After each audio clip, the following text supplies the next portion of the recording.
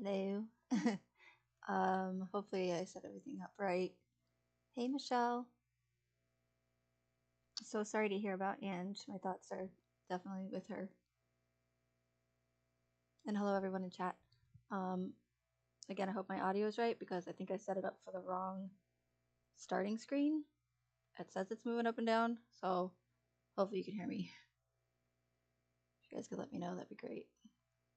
Just when I thought I was prepared.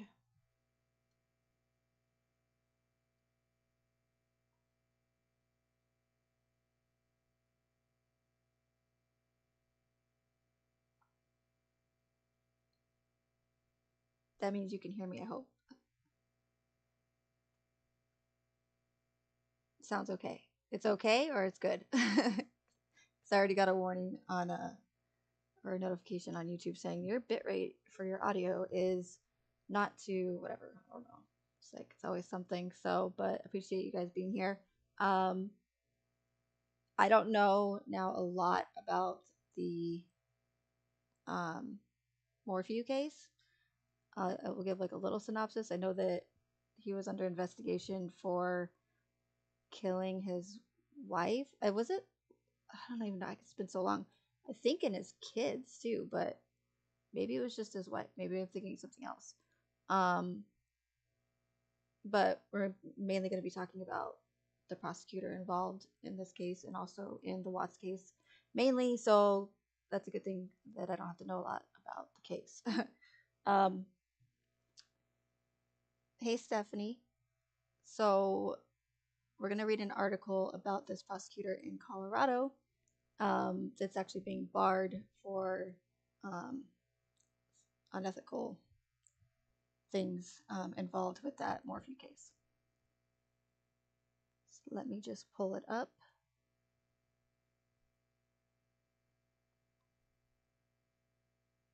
Here's my Google. Okay.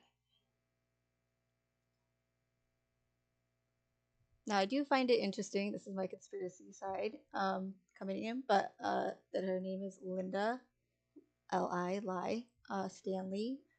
If you guys follow me, you follow my channel, you'll know that I talk a lot about how they like to use, and when I say they, the powers that be, the ones in control of these narratives, especially these high-profile case narratives, they like to use Lee a lot. And I'm not going to get in the whole meaning of Lee right now because that's going to be a conspiratorial, and I like to stick to just mainly, complete facts. But I do find it interesting that that's her name. But anyway, okay, so let me go ahead and read this article for you guys. Oh, and speaking of conspiracy, let me just get it out of the way. When I was looking a little bit into the Morphew case, I couldn't help but notice how much, what is her, I can't remember, what's her first name? Let me look it up real quick.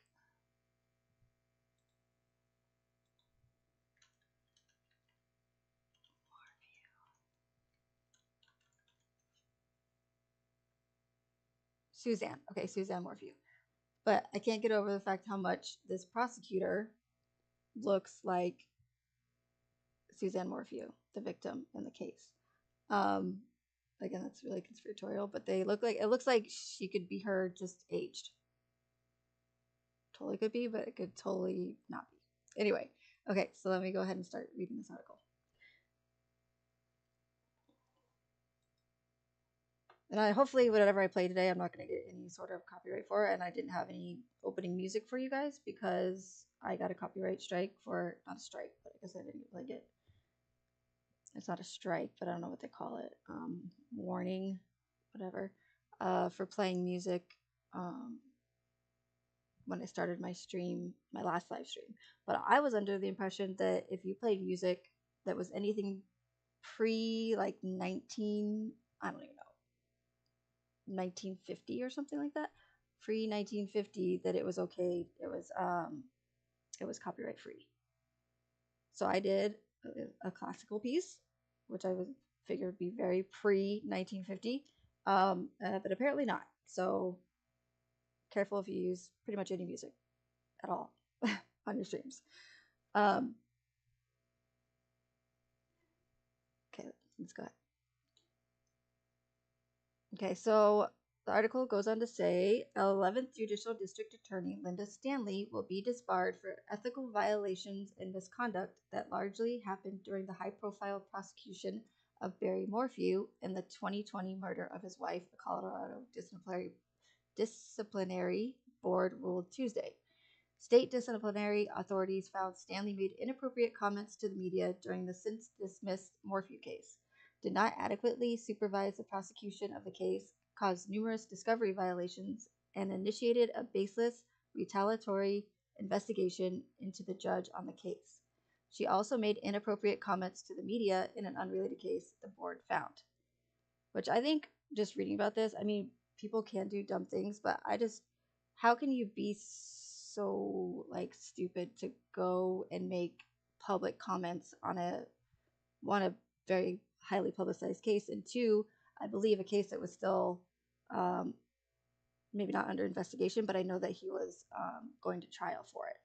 So I just don't understand it, how you could make that mistake or do something like that. So to me, that's kind of like, I'm not saying that everything's fake. I'm not saying that she can't make stupid decisions, but it just seems weird that, as far as I know, she's a well-known prosecutor, or has been doing it for several years, would make such a stupid mistake like that. I don't know. Just thought I'd point that out. But let's keep reading on. Nothing short of disbarment would adequately address respondents' betrayal of the public trust. The three-member board, led by presiding why can't I say this word? Disciplinary Judge Byron M. Large, wrote in its 83-page disciplinary order, published Tuesday. Okay. Stanley's attorney, Steve Jensen, said Wednesday that he and Stanley disagree with the panel's ruling. He noted that one of the three members dissented. This was a hard-fought trial, but we do not think that Ms. Stanley's conduct deserves disbarment, period, he said. And I believe Ms. Stanley is a good person and also an ethical attorney. Yeah, it is, Michelle. Yeah, I know, I love that saying.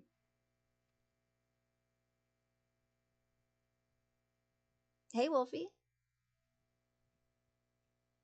Yeah, Bob, why would I want to use YouTube's music? I don't want to use YouTube. I don't want to use anything from YouTube. They kind of suck. I mean, they did demonetize my channel for something that I don't know what I did because they won't tell me. But anyway, YouTube sucks. I hope they hear it. Okay. Stanley's disbarment will take effect in roughly 35 days, though she could appeal the decision and request that the disbarment be delayed while that appeal is pending. Jensen said she has not yet decided on whether to appeal. Once disbarred, she cannot serve as elected district attorney for the 11th Judicial District, which includes Chaffee, Custer, Fremont, and Park counties. I don't know if I want to read this whole entire article. I just want to give you guys a sense of kind of what's going on.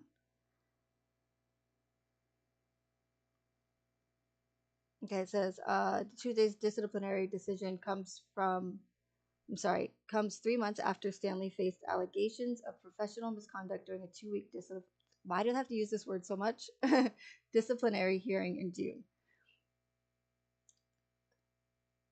Okay, so now this part's important because I'm going to be bringing this up again later in the live stream. The Office of Attorney Regulation Counsel, which handles attorney discipline for professional misconduct, brought the allegations against Stanley in October, and the case proceeded all the way to a public disciplinary hearing, which is highly unusual for a sitting district attorney.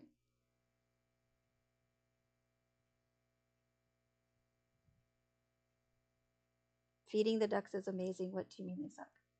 Huh? Are you being sarcastic? I feel like you're being sarcastic. Because I was about to say, I like feeding ducks. It's fun. Okay.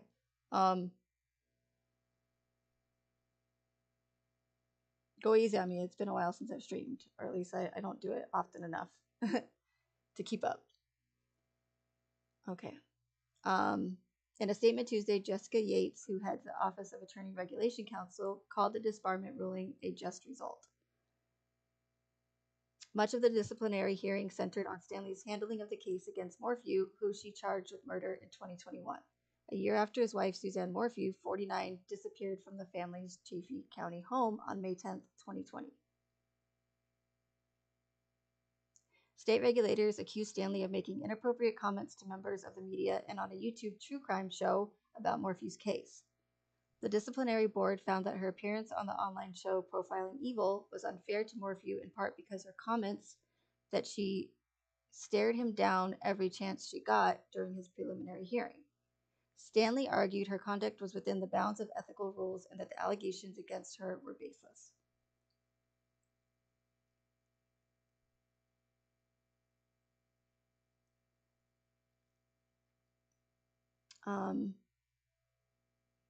Stanley also posted extensive comments on the YouTube video using her own name and a photo of herself.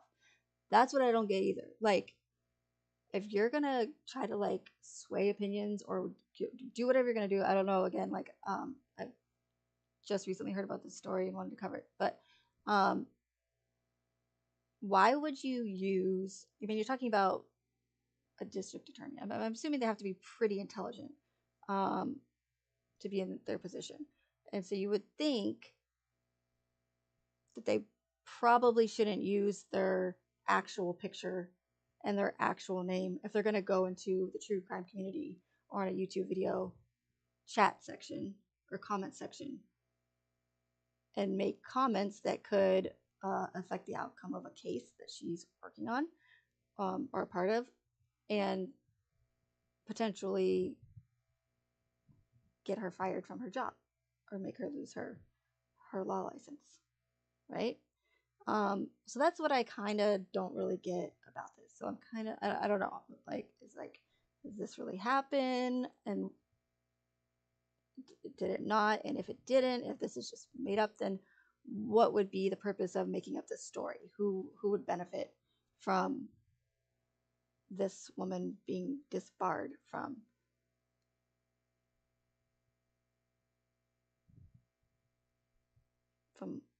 disbarred?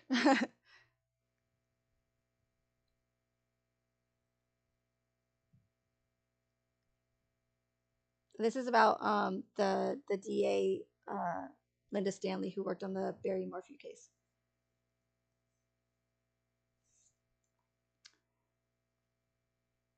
Okay, so where was I at? She also posted extensive comments on YouTube. Okay, yeah, using her own name and a photo of herself. The disciplinary board found many of the comments demeaned or personally attacked other commenters. She claimed during her disciplinary hearing that those comments were made in a personal capacity, not in a professional capacity as an elected district attorney. Okay, and again, why would you use your real name and your real picture if you're going to do it on a personal, which you still shouldn't even do because you're still affecting the outcome potentially of the case, especially if it's still ongoing.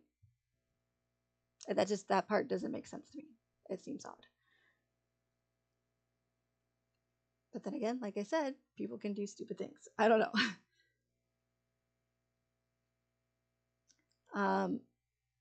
Stanley also texted the YouTuber about evidence in the Morphew case, telling him at one point that prosecutors believe Morphew strangled his wife and that couldn't have been in the family's hot tub, which appeared to have been in a state of disuse. We know it wasn't bloody, she texted him in 2021. Stanley dropped all charges against Morphew in 2022 after a judge sanctioned prosecutors for violating discovery rules. Morphew has maintained his innocence and is not facing any charges in connection with his wife's death. State attorneys argued during the disciplinary hearing that the prosecution was a debacle because of Stanley's poor leadership. So this I didn't know. I remember him being on trial. I remember it being live. Not live, but I remember that they did record it in the courtroom. But I'm surprised I didn't hear. I must have just been completely MIA from YouTube that his case was dropped. And if one of you guys in chat can like confirm this for me, so there's no charges at all against Barry, like his case is done. Because I'd be curious to know that. I mean, that's what it's saying in this article, but so pretty much he's getting off. Sounds bad when I say that. He's not being charged with the murders at all because of her neglect or crappy actions. I knew Barry was involved after he tried to blame a mountain lion. He did? That's weird. He can't be tried again. And then I was thinking when I was reading this article, I'm like, okay, so maybe this whole thing is not true, and here's the reason for why someone like this district attorney would make such stupid decisions when covering this case, or this person's case, to potentially drop all the charges to Barry Morphew, now that they're done with their whole social experiment, or whatever outcome that they were going for fabricating or orchestrating this case. And I'm not saying that it is orchestrated, and I'm not saying it's not. I've definitely not done enough research on it to say for sure that it is. I did see some red flags that I see in these other cases that are orchestrated, but again, I don't know enough about it to confirm that for sure. But again, I'm just theorizing.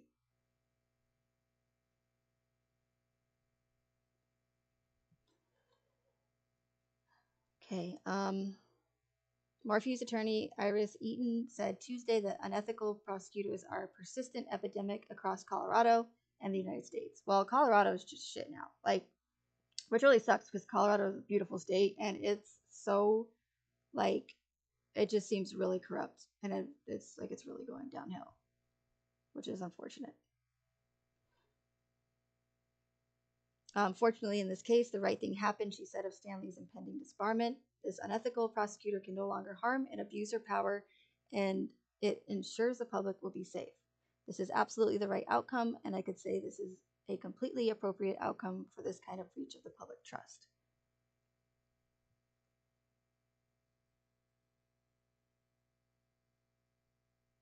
Okay, so I guess here's a little synopsis of it. Investigators in September 2023 discovered Suzanne Morphew's body in a shallow grave near Moffat, and a coroner later determined her death to be a homicide, finding she died with a cocktail of animal tranquilizers in her body. The investigation into Suzanne's killing is now being handled by the 12th Judicial District Attorney Ann Kelly. Could totally be a coincidence, since her body was found in that jurisdiction. Eaton said Tuesday that prosecutors should move on from her client. It's time to let go of the Morphew prosecution, she said. Any prosecution of Mr. Morphew would be an extension of this unethical behavior. Well, how convenient for Mr. Morphew, I guess, right? Good for him. I don't know. But I find this very all interesting.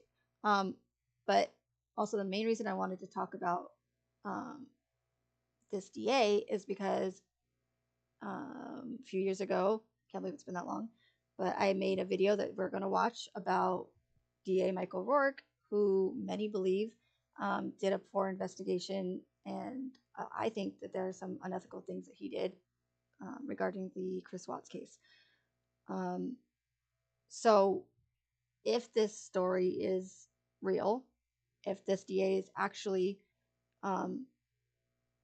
being disbarred, then maybe DAs can actually be held accountable. And we're going to watch a video about that as well. I was going to play a couple of videos, like news clips regarding this Linda Stanley, but I don't want to push it with the live stream. I don't even know what I can play or not play anymore, or even talk about anymore on YouTube, because I feel like every time I do a live stream, I get some sort of strike for something or warning. So I don't think I'm going to play it. I think you guys kind of get the gist of it. Okay.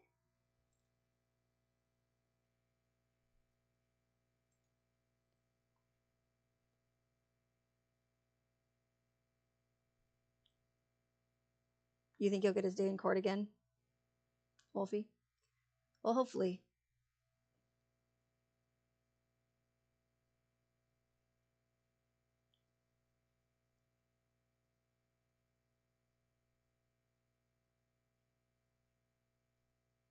Okay. So now we're going to watch a video of mine. So hopefully it'll be okay. I won't get crap for this from YouTube. Just want to don't play for. Okay, we're gonna play this one first. So I did some research, like I said a couple years ago, on DA Rourke because of his mishandling of the Watts case, and come to find out, there's been a couple of cases where there's been some inconsistencies in kind of his decisions that he made in those cases. So this is the first one.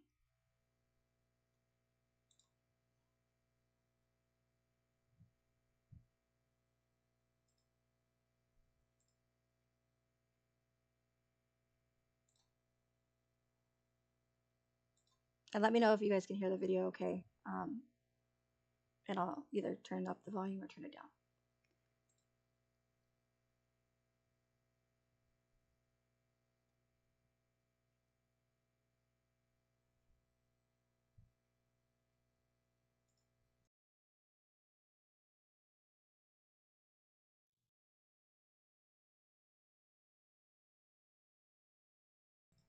Sorry, wrong one. We're going to watch this one next. Okay.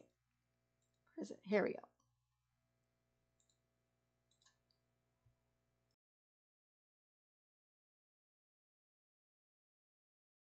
On January 1st, 2012, Weld County Correctional Officer Tom Fallis made a frantic 911 call. What's the address of your emergency?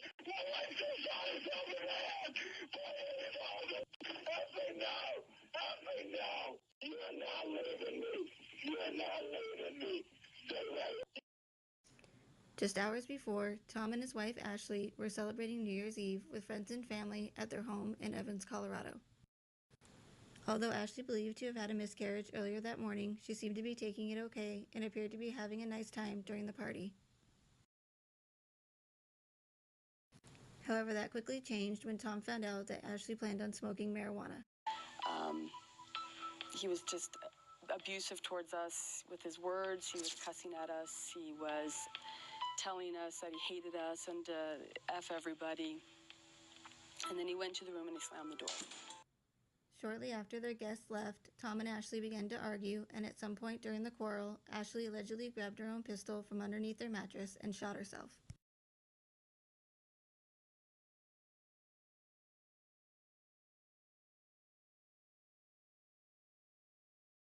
While Ashley was being rushed to the hospital, Tom was taken to the police station for questioning.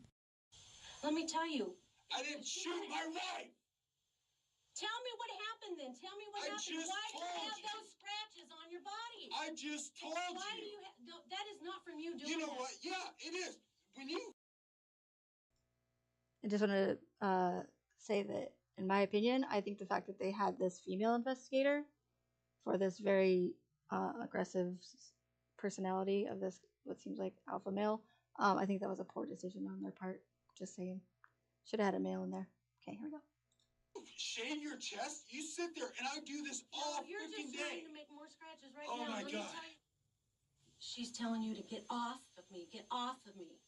And you're saying, don't leave me. Don't leave me. Oh. Why do you think that a neighbor that has nothing to do with this is going to say that? Which one? The one next door? It doesn't matter which one. It doesn't matter which one. You have to explain that. It never happened. She never said that. Yeah, you know what? I did. And I've told you. I've told her to her mom. Them. You don't need to get high. You don't need to go get high because your mom. You don't need to listen to her anymore. You were mad at the fact that she was listening to her mom. I've already told you that. Yes, and so when you went upstairs, you were arguing with her. And you know you were arguing with her. That wound on the back of her head isn't where she could do it herself, Tom. It is not. Oh, bull. It is not. Bull. Bull. Bull.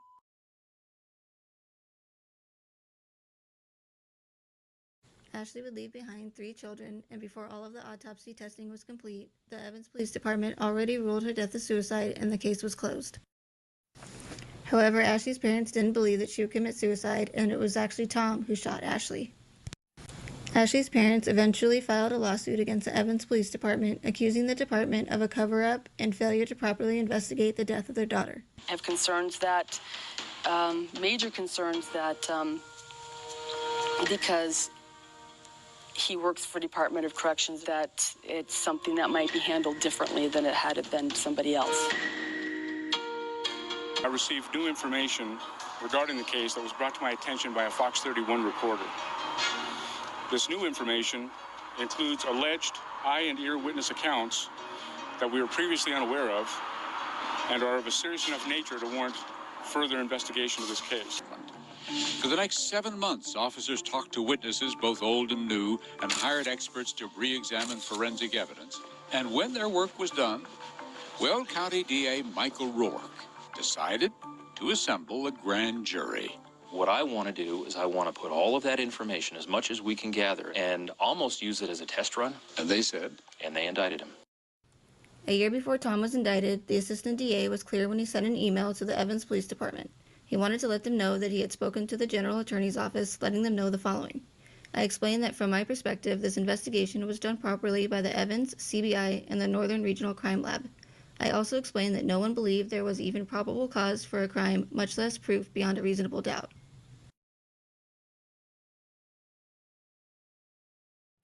What was the new information that changed Rourke's confident no probable cause to an indictment? A portion of that new information came from Tom's neighbor, Nick Glover, and whose original statement was allegedly left out of the police report. I remember I heard him distinctly say, "I shot her." Those are the words I heard out of his mouth, "I shot her." And then that's all I remember. And as you sit here today, how sure of that are you? I'm 100% sure. I remembered the whole scene. Shortly after Tom's trial began, foreperson Debbie McEvers began to notice the prosecution's work was all over the place, and their key witnesses' testimonies became wishy-washy and unreliable. We, the jury, find the defendant Thomas Fallis not guilty of murder in the second degree and all lesser included offenses, signed by the jury foreperson.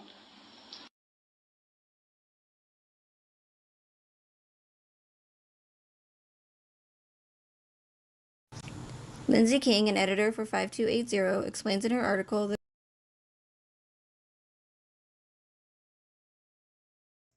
Okay, sorry, I just want to go back a little bit. So it says, after a 3-week trial in March and a little more than 3 hours of deliberation, a Weld District Court jury ultimately decided Tom Fallis was not guilty of killing his wife. I respect the jury's time and attention and respect their decision, Rourke said Tuesday. That case is closed. So he pretty much said there's no probable cause. The police department did everything that they did, a fantastic job covering it. There's no reason to think that this guy had anything to do with the murder of his wife. That it's a suicide. That's it. So what changed his mind? The evidence from the neighbor? How is he so certain? Then all of a sudden it's oh yeah, let's indict him. And then now that he's found not guilty, he makes this statement saying that he respects the decision. Case is closed. It's oh, okay, so that was really quick. Yep, I respect it. Let's keep moving on,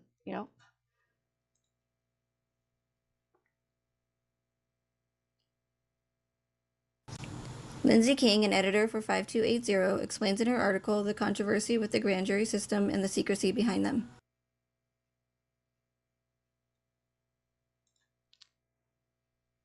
She said it can be a deft way to evade responsibility. In other words, asking 12 grand jurors to decide if there is probable cause to charge someone with a crime instead of the prosecutor doing it herself allows the district attorney, a publicly elected official, to avoid potential political fallout. So what I've seen or noticed from DA Rourke is that he solely cares about his image.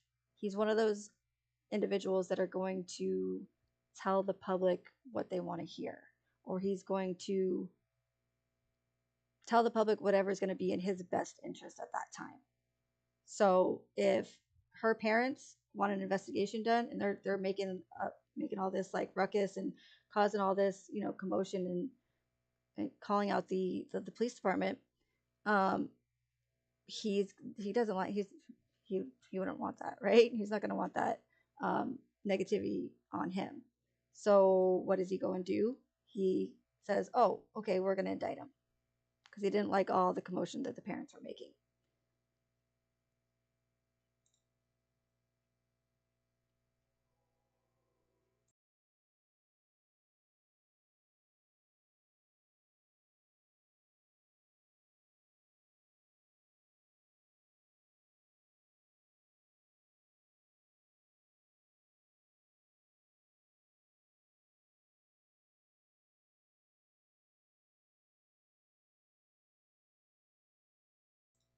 Hey, D-Jen. It's been a while. Good to see you. How you been? Okay, so since I didn't read this in the video either, I'm going to read it for you guys. Okay. Prosecution's unconvincing case was readily apparent in the jury room. McEvers, a teacher living in Will County, was elected foreperson as soon as deliberations began. She said she took a quick temperature check to see where everyone stood. Only 3 people said they had questions they wanted to discuss with the group. Everyone else was ready to vote. After looking at the jury orders again, talking through some lingering questions, and pulling out some critical pieces of evidence, McEvers had a suggestion.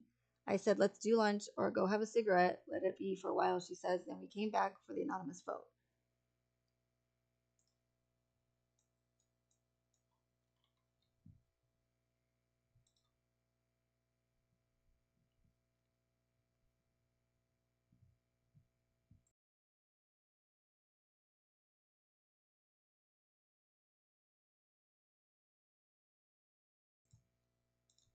But on that day and on many days since, McEvers has mulled over why Tom Fallis ever needed to be in that courtroom in the first place. She also wonders why Michael Rourke, who had been appointed district attorney for Will County just weeks after the grand jury indictment, would have decided not to try such a high-profile case himself.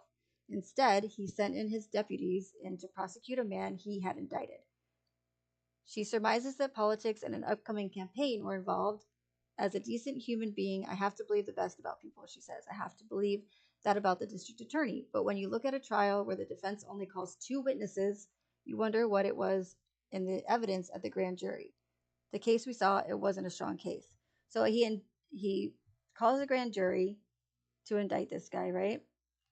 Then he doesn't do it himself. He sends in his minions. Weird. And then once the trial starts, he only calls 2 witnesses. The prosecution only calls 2 witnesses. 2. So they pretty much just didn't show up at all. Indict him and have pretty much no evidence or nothing to come with, pretty much.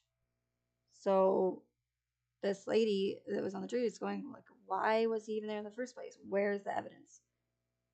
It was lacking. So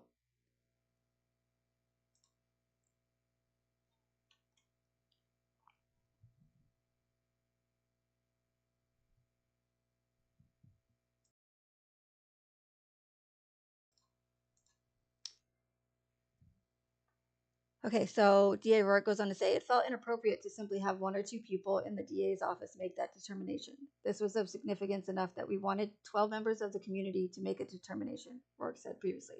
So what I'm getting from it, in my opinion, is that he didn't want to himself be the one to make that indictment. He wanted 12 members of the community to do it because he doesn't want anything to fall back on him because he's up for election. He was up for the position of district attorney.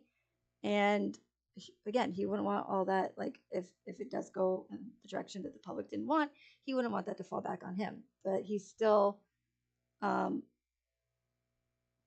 indict this guy because of all of the, I don't know what word I'm looking for is that the parents were making. I don't know why I can't think of a word right now, but hopefully you guys get what I'm saying.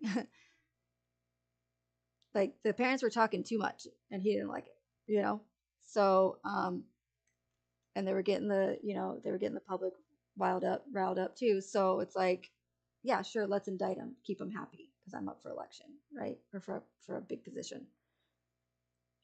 Timing is everything, I guess. Oh, I forgot to read the last part. Sorry. And then Rourke goes on to say, the family and media pressure didn't affect the decision to take the Fallis case to the grand jury or to prosecute it, he said previously. I don't know why that's not quoted, but let's just, I guess, assume that he did say that. But I feel like when someone comes out and says, or makes it a point to say, unless he was asked, again, I'm not sure, but even then, if they come out and make it a point to say, yeah, the family and the media pressure didn't have any effect on my decision to indict this guy. I feel like that means the opposite, that I feel like it did affect the decision that he made on it.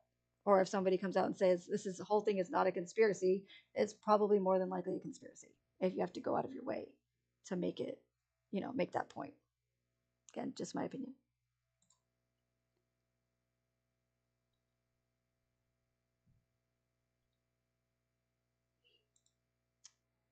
It's difficult not to harbor ill will when you've been wrongly accused. Tom Fallis, the one that was being charged. Tom explains, especially when others may have benefited from your tragedy. Michael Rourke was appointed by Governor John Hickenlooper, which I heard is not a good feller. Did I just say feller? That was weird. Okay. To the position of Weld County District Attorney after Ken Buck vacated the office, just weeks after securing the well-publicized indictment of Tom. How convenient. He subsequently campaigned and was elected to the position, which he still holds 7 months after Tom was exonerated. And Justin Joseph, who recently traded his career in television news, this was the journalist that was investigating the case after I can't even remember her name. What's her name? Ashley. After Ashley's parents had gone to him and asked if he would investigate it, because no other journalist would investigate the crime or the case, I should say. Man, speaking's hard. I forget how difficult it is until you start streaming again. Okay, here we go.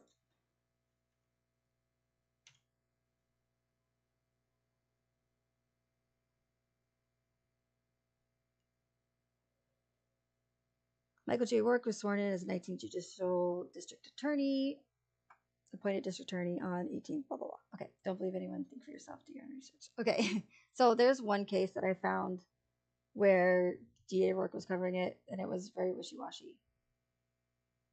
It was a very quickly open and closed case that it was a suicide just within a couple of days or within a week. So it seems like a very mishandled case. So we have the Watts case that many people seem to think that he mishandled. Then come to find out there's this case a few years prior to that, actually quite a few years prior to that. And then with some more research, I found another case that was more recent. I believe it was after the Watts case, but we'll find out again as soon as we watch it.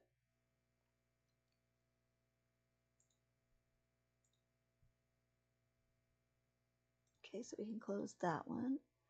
So I already cut out, this is a body cam footage of a woman who had called the police about her boyfriend. They got into an altercation. I'm not gonna, in the video, I already cut out the graphic part of the video because I didn't want to,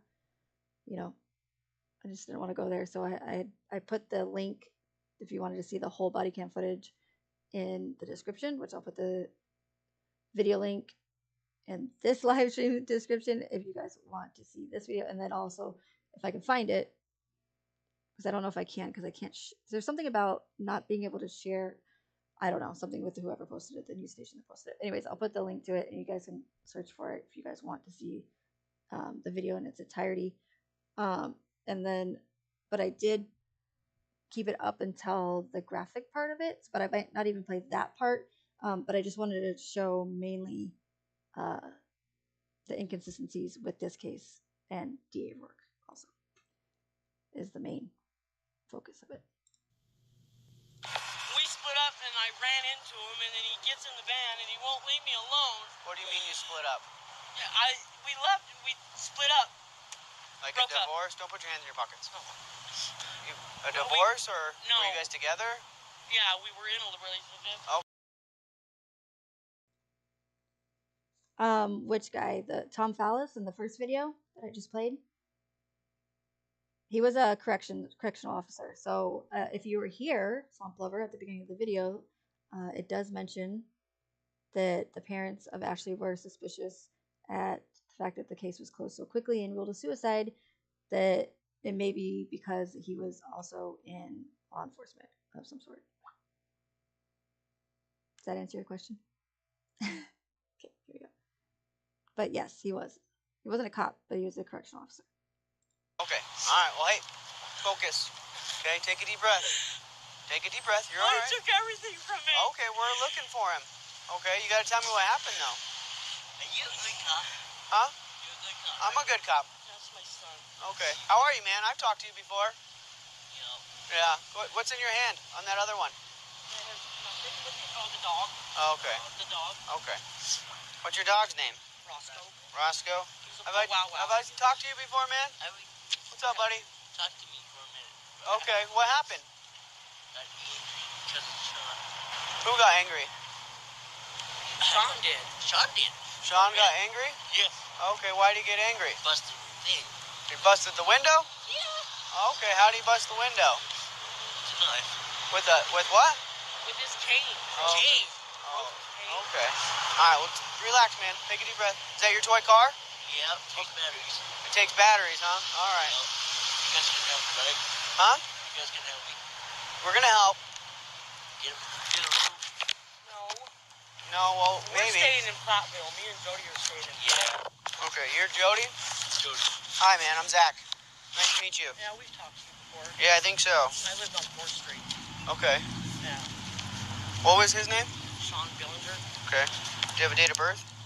It's 9/2/72. SH? Right? SHAWN. US, right? Hold on one, buddy. Really? BIL? BILLINGER.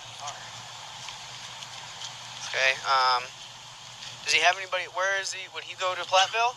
I don't think so. Okay. He's on a mission, a death mission or something. I don't know. Okay. Because I left him and then I ran into him, and which I would have never ran into him. How did you run into him? I went to the store and he happened to be right there. Which store? The Safeway. Okay, so then what happened?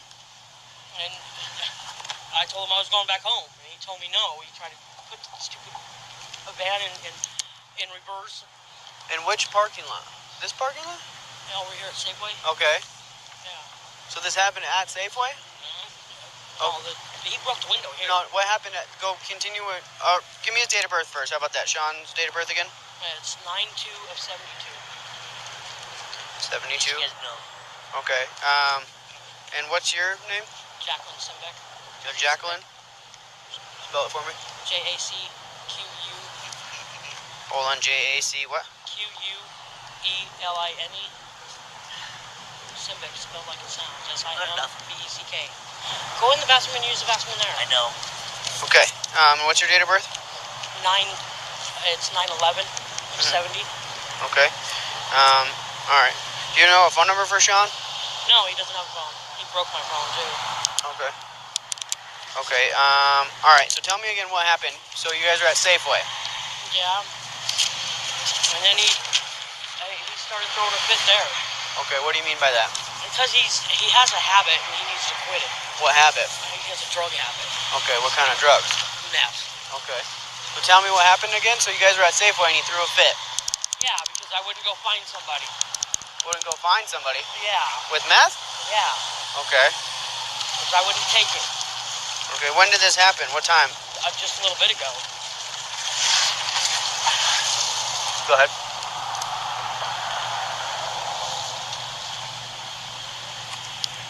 Hey, from Sean Billinger, something like that.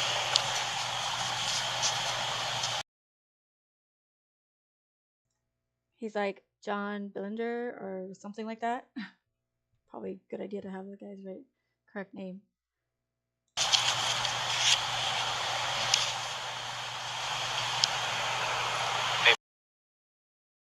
Okay, sorry, I don't mean to pause it again. But this is one of the things I can't stand about this body cam footage.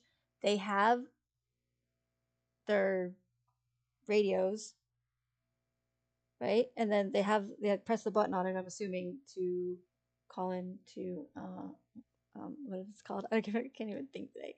To dispatch. They call it, but it covers their hand when they do it, covers up the body cam footage or the camera. So they could just say like something important might happen. They could do some sort of non good cop things. I don't know what's wrong with me today.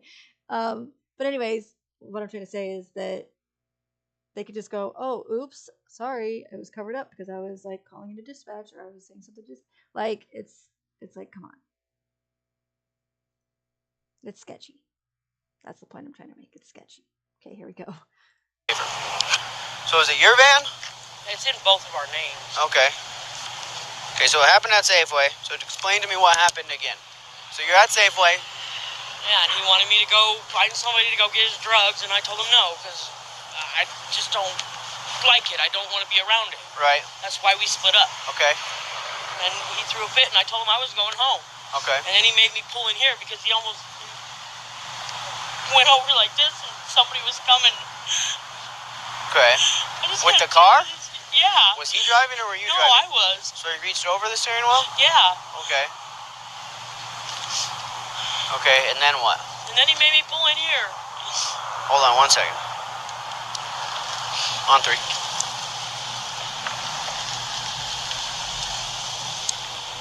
Hey, firm. Maybe even like possible kidnapping, depending on the story. Possible kidnapping. Okay.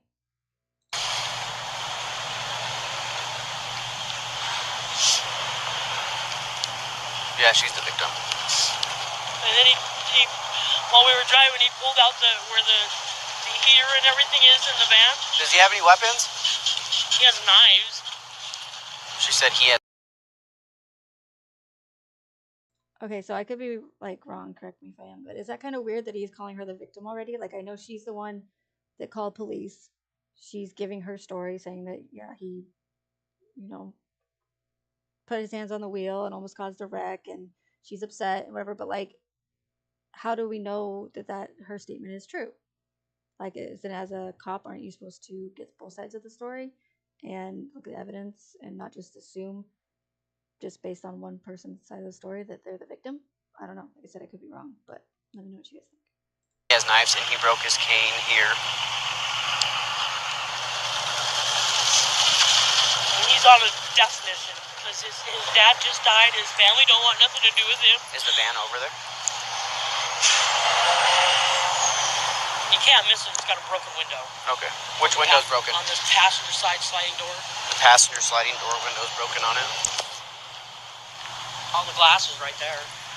Okay. Alright, so you guys pulled in here after he drove you off the road, then what happened? And I got out and I told him I was going to go call you guys. Okay. And then he got mad and he started to walk away and he got back in the van before I got to the door. Okay.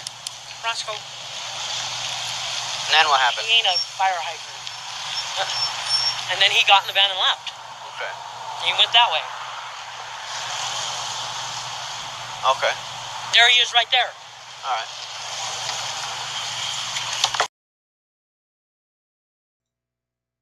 Okay, sorry to pause it again, but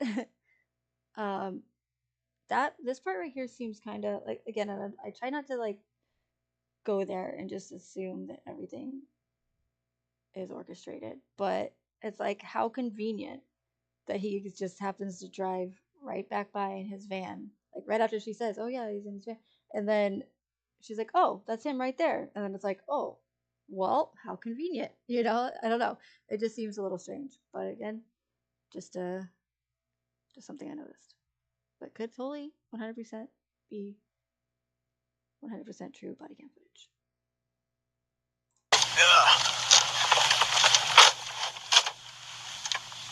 Move out of my.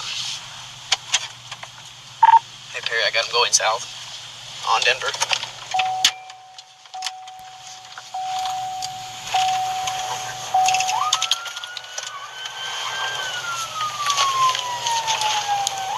Dispatch up in 322.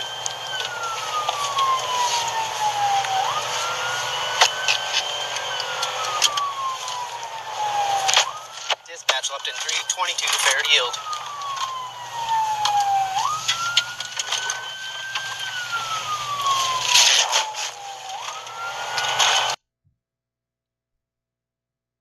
Okay, there's gonna be a part coming up here where I'm gonna give a warning where it's gonna be, the audio is gonna be loud, but I'm just gonna mute it or I don't know if I will, but it's just really, really loud, and I know I turned the volume up for Swamp Lover, so we don't want to blow everyone else's ears out just for him, So I think I will mute it. I'll just tell you what he says. Like I said, I'll put the description or the link in the description, and you guys can go and watch this video in its entirety if you want to hear all of it. Okay, here we go.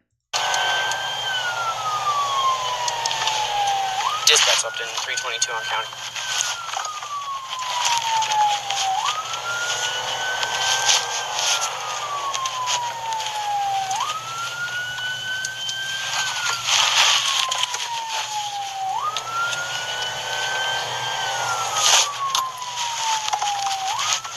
Dispatch up in 322.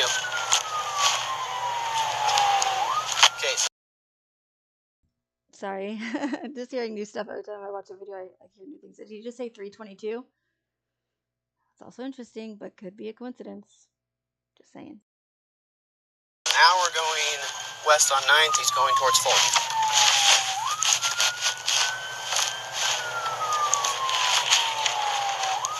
Dispatch left in 322. We're still. And why is his camera covered? Why don't we see inside of his car, inside his vehicle? Like, what's covering it? Did he put a jacket on? Like, is it cold out maybe at this time of year? I don't know what time this took place, but 1:16. Okay, it could be a little chilly, so maybe he put a scarf on. I don't know, but why can't we see? Why can't we see through his camera? West on 9th. It's a dead end. Go ahead and give me a clear channel.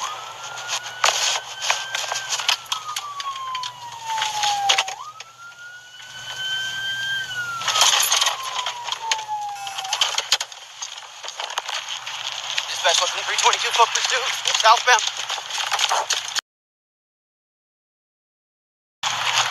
Hey, come here. Come here. Stop. Stop. Come here. Stop. Let me see your hands. Show me your hands. Hey, stop right there, man. Stop. Stop. Stop, man. Hey, stop. Police, stop. Police, stop. Stop. Stop right there.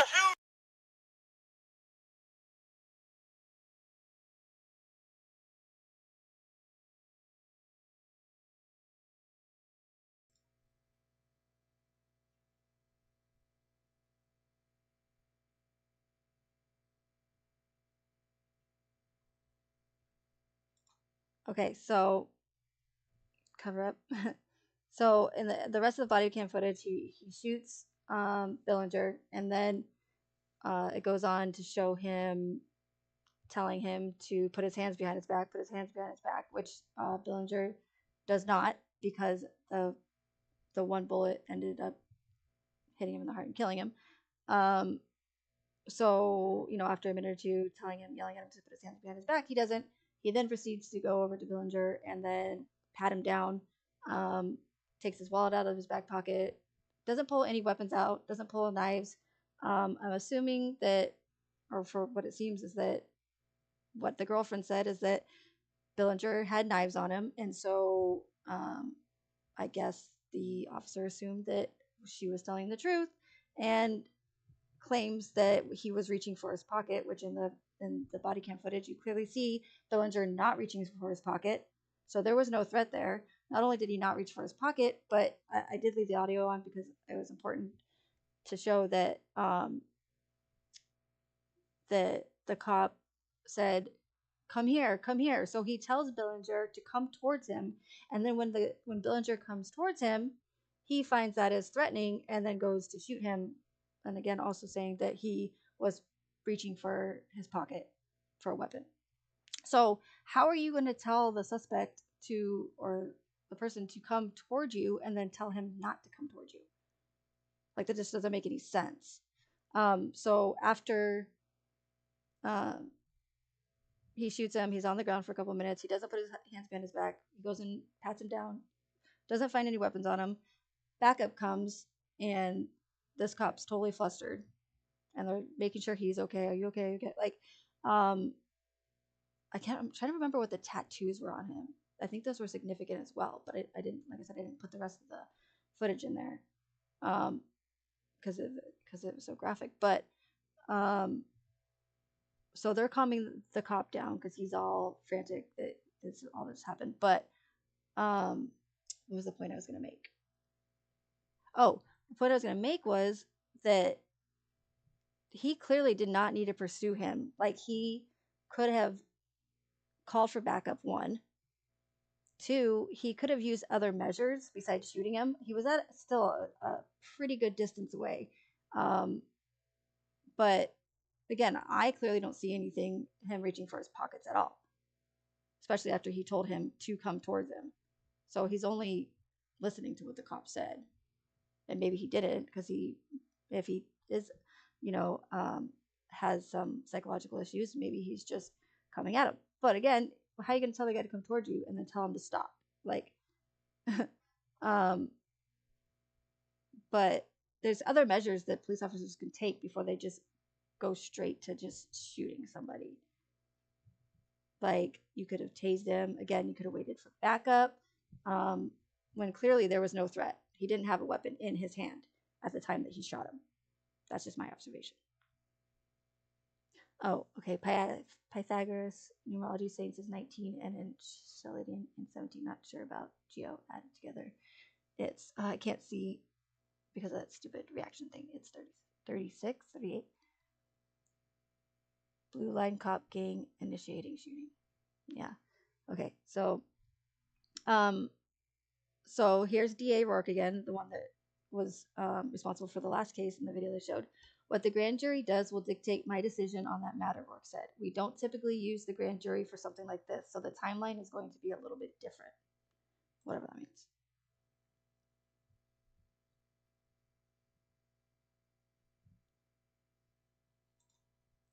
The truth is, he did what he was... Okay, take two. The truth is, he did what he was trained to do. Gary Lazo Helbig's, which is the police officer, defense attorney told the jury, pausing silently for 10 seconds to demonstrate his point. He acted in self-defense. He did what he needed to do to save his life. No, he didn't. Like, there was no threat at that time.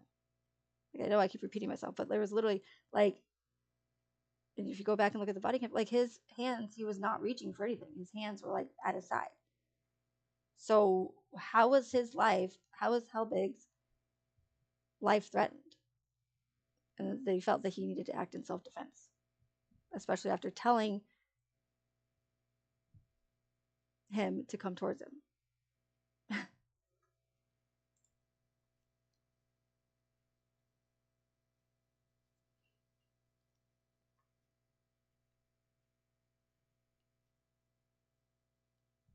So it goes on to say, Rourke argued quite accurately that Helbig never needed to be in a life or death situation. The officer had every opportunity to create time and distance. Helbig knew backup was coming.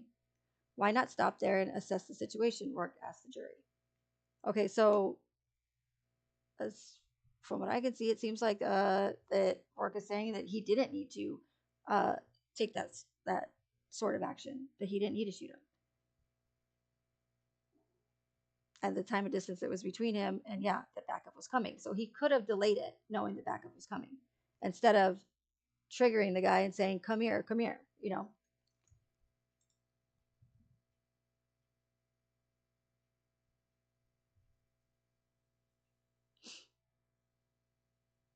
Okay, and then after he was acquitted, sorry, let me go back. Okay, so prosecutor not surprised by jury's decision on Fort Lupton officer acquittal. A jury acquitted Officer Zachary Helbig in the January 16, 2019 shooting death of Sean Joseph Billinger, 46. Days after a jury in Greeley found a Fort Lupton police officer not guilty of manslaughter in an on-duty fatal shooting of an unarmed man, it's important. The prosecutor most responsible for taking the case to trial said he wasn't surprised by the jury's decision. So he's flip-flopping again, just like DA Rourke did in the last case where he said there's no reason, there's no probable cause to, like, indict this guy for the killing of his wife. There's no evidence that supports it whatsoever. Like, he was pretty firm on that. And then once the parents of Ashley, of the victim, started making all that fuss about everything and getting reporters involved and, you know, causing all this chaos, like, then DA Rourke goes, oh, there's reason to indict him. There's evidence that came up that there's reason to indict Tom Fowler. So he flip-flops, and here we go again. Like I said, he's flip-flopping with this, saying, oh, he had, enough time. He knew backup was coming. There was enough distance between him and Billinger that he could have used other measures and not had gone straight to shooting him. He was pretty firm on that. And then now that he's acquitted by a jury, he's saying that he's not surprised by the decision. Like, it's complete contradiction coming from Rourke.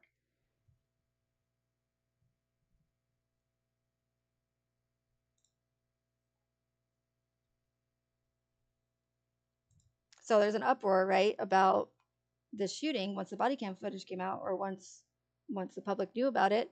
And as I mentioned earlier, DA Rourke, he's all about his image. And he's going to, make himself look as good as possible, no matter what it takes. And he's going to tell the public what they want to hear in order to make himself look good and not look like the bad guy. Because he's all about his image, which is essentially what he did. When there was so much outroar, about the shooting, that's when he went and said, okay, let's indict him. And then after doing that, making the public happy, okay, this cop's on trial. And then after being acquitted, he's like, oh, yeah, I'm not really surprised by that outcome or that verdict. It's like totally flip-flopping.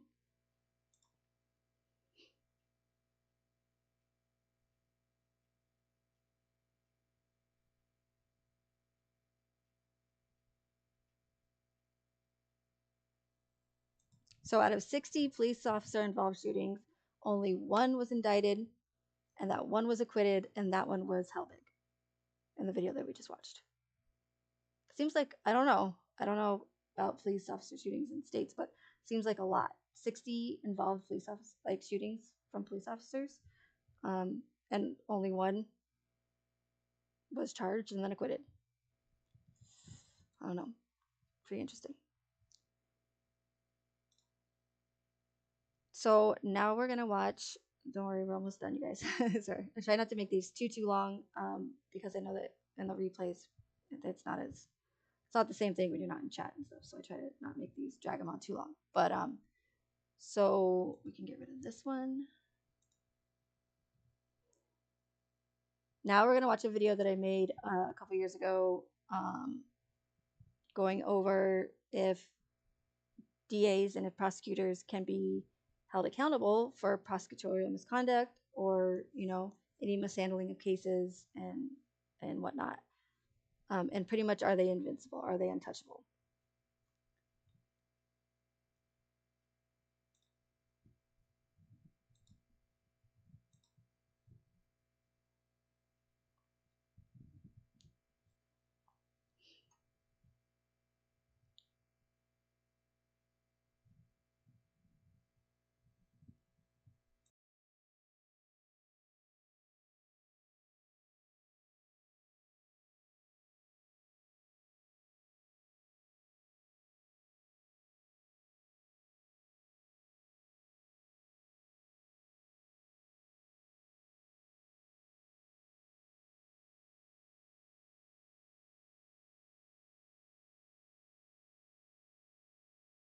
And real quick, if you're new to my chat, and you don't know a lot about the Chris Watts case, Nicole Kessinger is, or was, the alleged convicted murderer's mistress, who many people believe had some sort of part in the murders. And also, not only that, but that DA Rourke failed to investigate her properly. So, and most of the people in my chat already know that, but just in case, if you're not familiar with the case, that's who Nicole Kessinger is.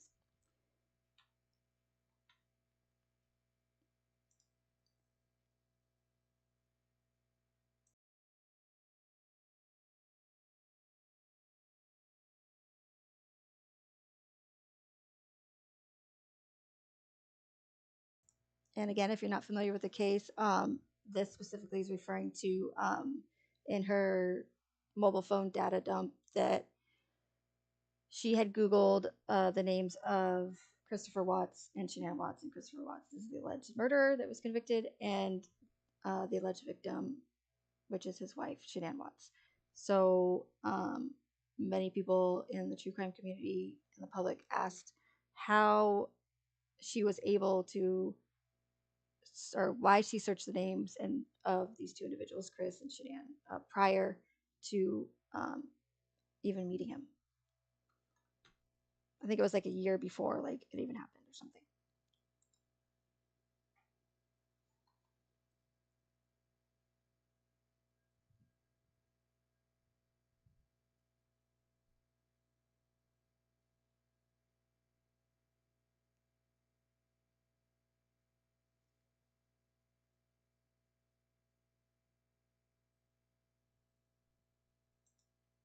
Okay, so he says we did not get to the point in our investigation or attempting to independently verify that or not because Chris Watts pled guilty.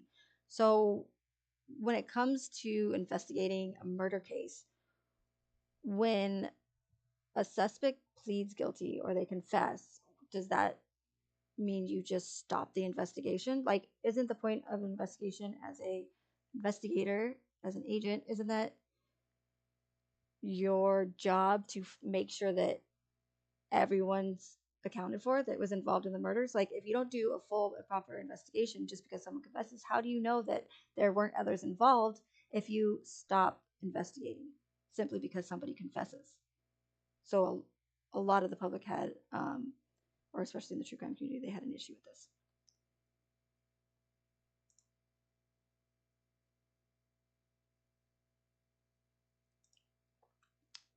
So it says the primary duty of the prosecutor is to seek justice within the bounds of the law, not merely to convict. The prosecutor serves the public interest and should act with integrity and balanced judgment to increase public safety, both by pursuing appropriate criminal charges of appropriate severity and by exercising discretion to not pursue criminal charges in appropriate circumstances. The prosecutor should seek to protect the innocent and convict the guilty, consider the interests of victims and witnesses, and respect the constitutional and legal rights of all persons, including suspects and defendants. So, by not answering legitimate questions or concerns that the public had for why this mistress or this Nicole Kessinger was not properly investigated, and it's not like she was just completely compliant and was just a perfect witness. Like, she deleted text messages, she lied about a few things. So there's reason to suspect that she did have a role, whether it be physically or mentally, in the murders. It's a legitimate question and one that should be answered by the DA when he's supposed to have the public's best interests at heart.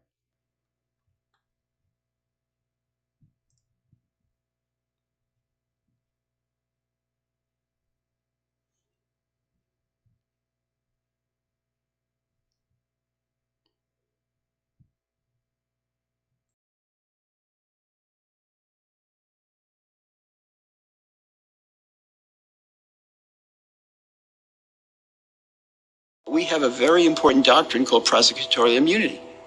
Prosecutorial immunity means that a prosecutor is immune from being sued civilly for his conduct as a prosecutor. All the conduct that a prosecutor does in terms of charging, plea bargaining, trials, hiding evidence, even bribing a witness, a prosecutor enjoys absolute immunity from being sued civilly. The overwhelming number of cases, prosecutors are immunized. Now, I've never understood this. I've always been on the defense side for 35 years. I screw up, I get sued. I got to defend myself. If I can't defend myself, I got to pay up. Ask yourself, recognizing the fact that, like the rest of us, they're human, if you can win a case through misconduct, by basically cheating in effect, with the knowledge, or at least a fairly high degree of certainty, that there will be no repercussions for you personally. If you do that, essentially that you will get away with it. Which way does that, what kind of incentives does that create? Prosecutors are hands down the least accountable people in America. They cannot be sued. They are virtually never prosecuted for their own misconduct. Internal disciplinary measures exist on paper, but they're a joke in practice. There's an extensive body of literature that shows that prosecutors routinely get away with jaw-droppingly unethical and improper behavior. I like to think that those instances are few and far between, but they certainly happen, and one should examine them very carefully to find out what went wrong and what can be done to make sure something like that doesn't happen again, or at least dramatically minimizes the likelihood that it'll happen again. There are prosecutors who do violate the rules, sometimes often. And these prosecutors should be weeded out. They should be weeded out either by their own offices or by the system of professional discipline. And they do give prosecutors a bad name, just as bad police officers give police officers a bad name.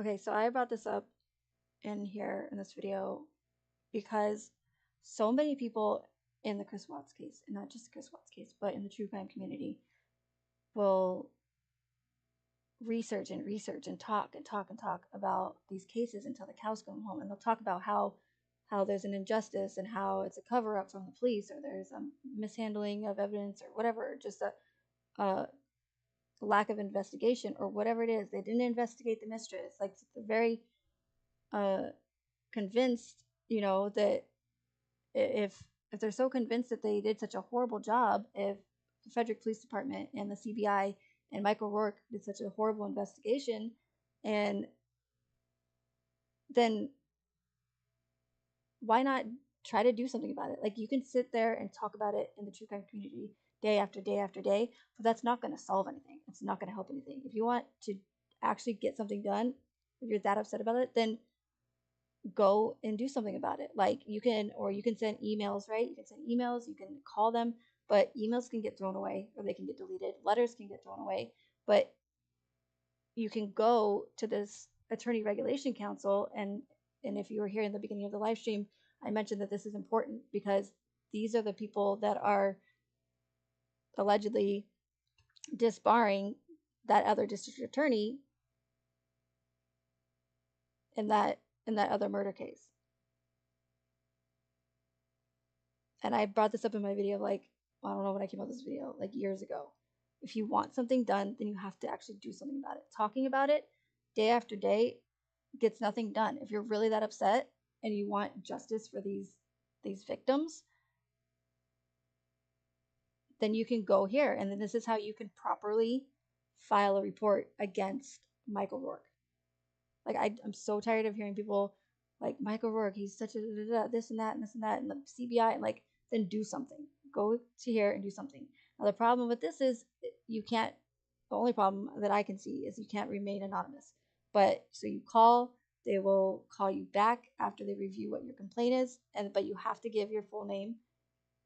You have to give your identity. So they don't want just people calling in a number of times as the same person. Like, it's a legit way to complain about an attorney or a prosecutor. And like I said, I put this video out because it's like, I didn't know, like, are they invincible? Can prosecutors be held accountable? From what it seems like, they seem untouchable. But if this case about this Linda Stanley and the other DA in Colorado, if she's actually being disbarred, then maybe it is possible that they can be held accountable for their actions in a certain case.